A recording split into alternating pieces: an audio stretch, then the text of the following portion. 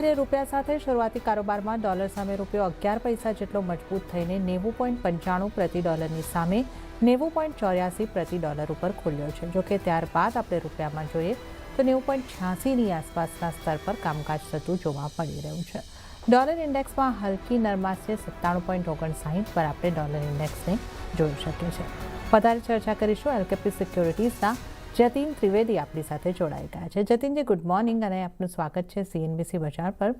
જતીનજી, આપણે રૂપિયામાં ફરી એક આપણે જોયું હતું કે ઉતાર ચઢાવ જોયો, પછી થોડો સ્થિર થતો જોયો, આજે ફરી એક મજબૂતી આવતી દેખાય છે.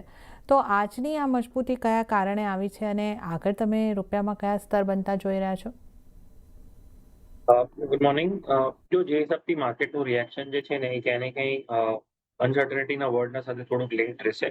કેમ કે ટેરિફ જે પહેલા ઇન્ડિયા પર લાગી રહ્યા હતા એ હતા મોર દેન 25%. પછી ટ્રેડ ડીલ થયા પછી 18% પર ડીલની ફાઇનલાઇઝેશન થઈ છે.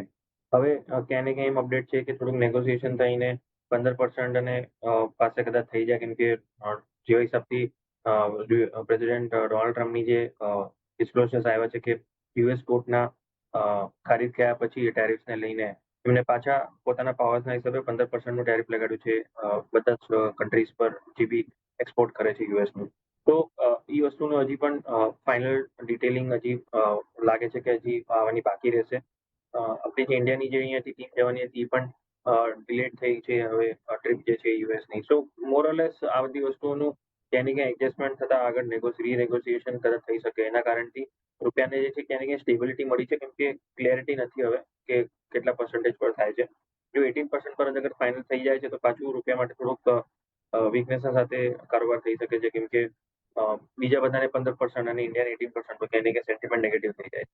અને જો 15% પર આવી જાય છે તો ડેફિનેટલી થોડુંક અહીંયાથી સપોર્ટ મળી જાય છે. કેમ કે 3%નો આપણને એમાં લાભ મળે છે એક્સપોર્ટ કરતા વખતે. તો ડેફિનેટલી આ વસ્તુ પોઝિટિવ થઈ જશે રૂપિયાના માટે. તો લેટ્સ વેટ એન્ડ વોચ કે કંઈ ક્લેરિટી આવે કે કંઈ ફાઇનલાઇઝેશન થાય પછી એના અંદર એક ટેક આવશે.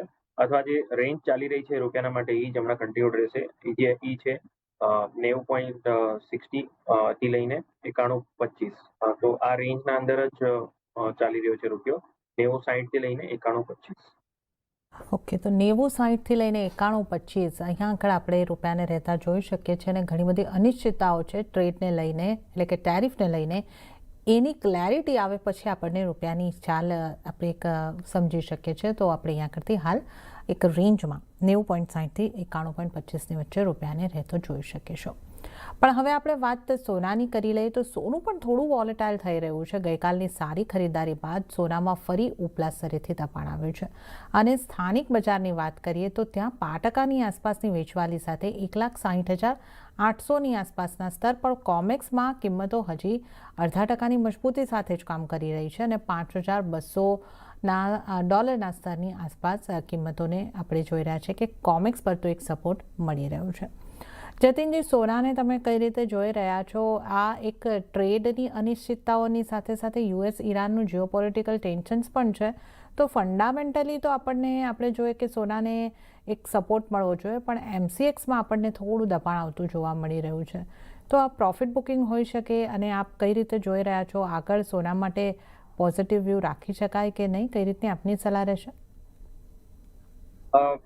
પોઈન્ટ જે હમણાં ઇમ્પોર્ટન્ટ જે છે એ બે જ વસ્તુ છે. એક તો ટેરિફને લઈને કેવો એંગલ લે છે ગ્લોબલી યુએસના સાથે, અને મેજરલી હવે યુએસ ઈરાનનું જે ઇસ્યુ જે છે એ કેવી રીતના આગળ વધે છે. આજે ને કાલે 2 દિવસથી ગઈકાલને આજે દિવસમાં આપણે જોવા જઈએ તો બહુ સાઇડવેઝ મુવમેન્ટ થઈ ગઈ છે. તો મોસ્ટ પ્રોબેબલી આમાં પાર્ટિસિપન્ટ જે છે થોડુંક દૂર રહી રહ્યા છે બહુ એગ્રેસિવલી આમાં કંઈક ન્યૂ પોઝિશન ક્રિએટ કરવા માટે. યુએસ ને ઈરાનના ટોક્સ કેવા રીતે આગળ અનફોલ્ડ થાય છે અને શું ડિસ્ક્લોઝર્સ, શું એ મિટિંગનું આઉટકમ આવે છે એના પર ડિપેન્ડન્ટ રહેશે મને લાગે છે પોઝિશનિંગ અહીંયાથી. હમણાં તો પણ આપણે જોવા જઈએ તો સારા અમથા ગેઇન્સના સાથે ઊભા છે માર્કેટ અહીંયા. કેમ કે હપ્તા 10 દિવસ પહેલા આપણે જોવા જશું તો અરાઉન્ડ અબાઉટ મિડ ફેબ્રુઆરીના પાસે આપણે 1.51 પાસે હતા સોનાના અંદર, 1,51,000 પાસે. તો ત્યાંથી લઈને હવે આપણે 1,60,000 પાસે છે. 10,000 પોઈન્ટનું ગેઇન્સ છે ઓલરેડી. તો અહીંયા આગળ હાયર નોટ પર અગર સાઇડવેઝ થાય છે તો હજી પણ એક્સપેક્ટેશન એ જ લાગી રહ્યું છે કે શોર્ટ જે છે એ નથી બિલ્ટઅપ થઈ રહ્યા. સેલિંગ કરવા માટે બધા ડરતા હશે કેમ કે યુએસ ઈરાનનો જો તણાવ વધી જાય છે તો અહીંયાથી એકદમ જ મોટો ઉછાળો આવી શકે છે. એના કારણથી નવા શોર્ટ્સ નથી થઈ રહ્યા. જે લોંગ પોઝિશન છે એ બધા કદાચ હોલ્ડ કરતા હશે અને ફ્રેશ લોંગ પણ કોઈ અવોઇડ કરતું હશે આવા લેવલ્સ પર કેમ કે જો ક્યાં ને ક્યાં અગર યુએસ ઈરાનના વચ્ચેની ટોક્સ પોઝિટિવ નોટ પર એન્ડ થઈ કે એમ વાત થઈ કે હજી આગળ મીટિંગ કરવાની ચાન્સીસ છે, થોડુંક સારા નોટ પર વાતચીત થઈ છે, તો એ પણ એક નેગેટિવ સેન્ટિમેન્ટ થઈ જશે ક્યાં ને ક્યાંય ગોલ્ડના માટે. તો એના માટે થઈને ન્યૂ બાઇંગ જે છે અહીંયાથી અવોઇડ છે મને લાગે છે. આજે સાંજના જે હિસાબથી ડિસ્ક્લોઝર આવે એના પછી નવું ટ્રેન્ડ એના અંદર જોવા મળી શકે છે ગોલ્ડના અંદર. હવે ટ્રેડર્સને શું કરવું તો જેની બી લોંગ પોઝિશન હોય એ એક ટ્રેલિંગ સ્ટોપ લોસ રાખીને ચાલે અને જો બહુ વધારે રિસ્ક ન લેવું હોય તો આ ઇવેન્ટને સાઇડલાઇન કરીને અહીંયા પ્રોફિટ બુક કરી લેવું જે બી અગર તમે પ્રોફિટમાં છો તો. જેને શોર્ટ્સ કરે છે એને સ્ટ્રિક્ટલી 1,61,500 ઉપર પોતાનું સ્ટોપ લોસ પ્લેસ રાખવું કેમ કે જો આના ઉપર સ્ટેબલ થવા માંડશે તો એક નવું રેલી ચાલુ થઈ જશે આના પછી. અને ફ્રેશ પોઝિશન હમણાં અમે અવોઇડ કરવાની સલાહ આપીએ છીએ કેમ કે આઉટકમ આવી જાય એના પછી જ એક સ્ટાન્સ લેવાશે કે કઈ બાજુનો ડિરેક્શન ને કયા લેવલ્સ બનશે પછી. જી જાણે.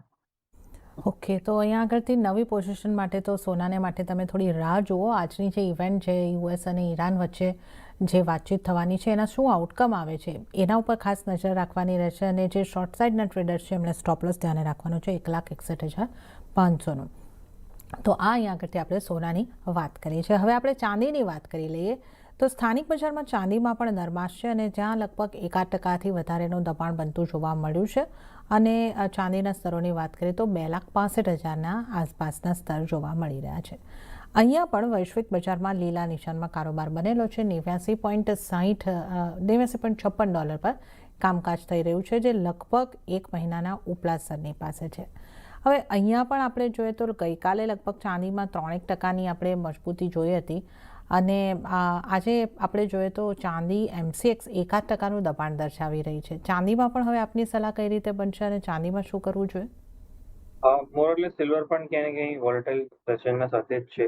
જો જેવી એને ગેઇન્સ લીધા છે છેલ્લા હપ્તા 10 દિવસના અંદર એ ક્યાં ને ક્યાંય થોડુંક પ્રોફિટ બુકિંગ હાયર લેવલ્સ પર થઈ રહ્યું છે.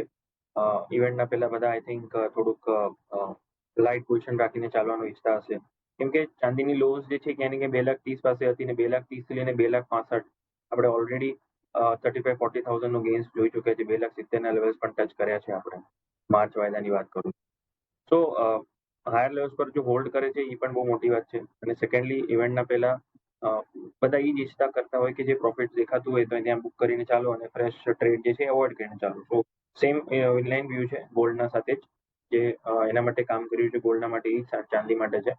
ખાલી લેવલ વાઇઝ જે છે આમ અપડેટ આપી દઉં છું કે જેની લોંગ પોઝિશન હોય અને જે રિસ્ક ન લેવા ઈચ્છતા હોય હવે અહીંયાથી તો પ્રોફિટ બુક કરીને ચાલો અને જો લોંગ પોઝિશન હોલ્ડ કરવી હોય તો સ્ટ્રિક્ટલી એનો સ્ટોપ લોસ જે રહેશે એ તમારો 2,62,000નો રહેશે. 2,65,000 નીચે જો ટ્રેડ કરવા માંડે છે લાઈવ માર્કેટમાં આજે તો અહીંયાથી એક્ઝિટ કરીને ચાલી જવાનું એક્ઝિટ કરી લેવાનું લોંગ પોઝિશન.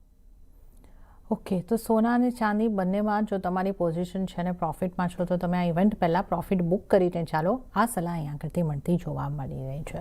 તો સોના ચાંદીની આપણે વાત કરીએ અને આ સાથે હાલ સમય થઈ રહ્યો છે એક નાનકડો બ્રેક લેવાનો. લઈશું બ્રેક અને બ્રેક બાદ વધુ કોમોડિટીઝની ચર્ચામાં જતીન ત્રિવેદી સાથે આગળ વધીશું.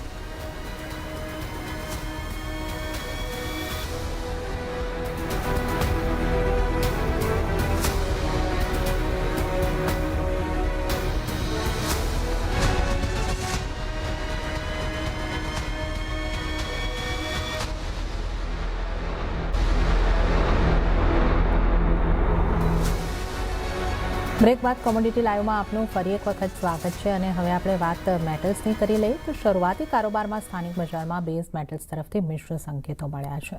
જોકે વૈશ્વિક બજારમાં ડોલર ઇન્ડેક્સમાં દબાણની અને ચાઇના તરફથી ખરીદારી વધતા કોપરની કિંમતોને સપોર્ટ મળતો દેખાયો હતો. તો જે રીતે આપણે વાત કરીએ અત્યારે આપણે જોઈએ તો કોપર, નિકલ, ઝિંકમાં એક દબાણ તરફનો કારોબાર છે. એલ્યુમિનિયમ થોડું પોઝિટિવ સાઇડ આપણને દેખાઈ રહ્યું છે 0.67%ની મજબૂતી. જતીનજી, તમે કઈ રીતે જોઈ રહ્યા છો? કોપરમાં આપણે એક મજબૂતી આવ્યા બાદ ફરી થોડું દબાણ આવતા જોઈ રહ્યા છે અને 1200ની આસપાસના લેવલ પર હજી કામકાજ. ઝિંકમાં પણ હલકી નરમાશ આવી છે. એલ્યુમિનિયમ પોઝિટિવ છે. તો મેટલ્સ ઉપર કયા ફેક્ટર ઇમ્પેક્ટ કરી રહ્યા છે અને હવે આગળ મેટલ્સમાં કયા મૂવ આવી શકે? એ હિસાબથી બેઝ મેટલ માર્કેટનું રિએક્શન જે છે કાંઈ ને ક્યાંય ડોલરની વીકનેસના પાછળ બેઝ મેટલ માર્કેટ સ્ટ્રેન્થ પકડીને રાખેલું છે અને સાઇડવેઝ થોડું કાઉન્ટર છે અહીંયા પણ એ જ યુએસ ઇરાનના ટોક્સના પાછળ અહીંયા થોડુંક સાઇડવેઝ ચાલી રહ્યું છે માર્કેટ. એના પછી જ મને લાગે છે ટ્રેન્ડ પકડશે મોરલેસ. અને ચાઇનાના ગ્રોથના પાછળ અહીંયા સેન્ટિમેન્ટ જે છે એને પોઝિટિવ છે. રેન્જ માર્કેટ છે.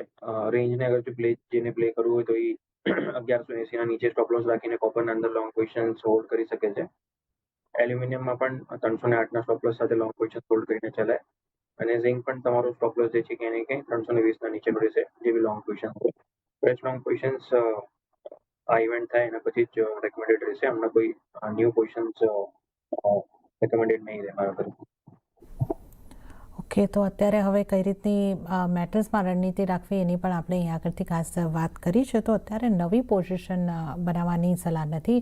ક્રૂડ માફ કરશો, કોપરને માટે પોઝિશન છે તો હોલ્ડ કરીને ચાલવાની સલાહ બની રહી છે. તો આ આપણે મેટલ્સની વાત કરી, પણ હવે આપણે ક્રૂડ તરફ જો આગળ વધીએ તો આજે યુએસ અને ઈરાન વચ્ચે ત્રીજા તબક્કાની બેઠક પહેલાં ક્રૂડ ઓઇલમાં ઉછાળો જોવા મળ્યો છે અને જ્યાં બ્રેન્ટના ભાવ વધીને આશરે 6 મહિનાના ઉપલા સ્તરની પાસે પહોંચ્યા છે. નાઇમેક્સ ક્રૂડમાં પણ ખરીદારી આપણને આવતી જોવા મળી અને આ સાથે યુએસ ક્રૂડની ઇન્વેન્ટરી 16 મિલિયન બેરલથી વધી હોવાથી પણ કિંમતો ઉપર અસર દેખાઈ રહી છે. તો જે રીતે આપણે વાત કરીએ $71 પર બ્રેન્ટ અને 65ની ઉપર નાઇમેક્સમાં આપણે કારોબાર થતા જોઈ શકીએ છીએ, પણ એમસીએક્સ ક્રૂડ થોડી નેગેટિવિટી દર્શાવી રહ્યું છે 5974ની આસપાસ. ક્રૂડને માટે આજે બેઠક યુએસ અને ઈરાન વચ્ચેની થવાની છે, કેટલી મહત્વની રહેશે અને આગળ ક્રૂડ માટે આપ કઈ રીતની સલાહ આપશો જતીનજી? બહુ ઇમ્પોર્ટન્ટ છે આના માટે, ક્રૂડના માટે, કે જેમ કે ડાયરેક્ટ ઇમ્પેક્ટ રહેશે. નેગેટિવ અને પોઝિટિવ સૌથી મોટું અસર જે છે કે એને ક્રૂડને જ પડશે આનાથી.